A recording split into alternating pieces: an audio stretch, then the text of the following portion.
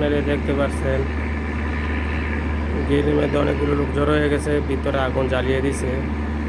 হামিমের গেটের ভিতরে আগুন জ্বালিয়ে দিছে। আপনারা দেখতে পাচ্ছেন দুর্বৃত্তরা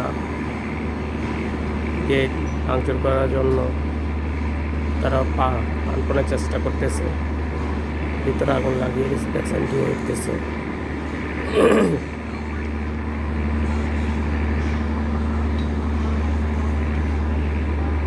ভিতরে আগুন লাগিয়ে দিয়েছে।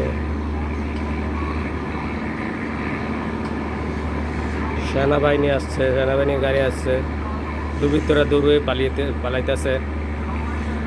আপনারা দেখতে পাচ্ছেন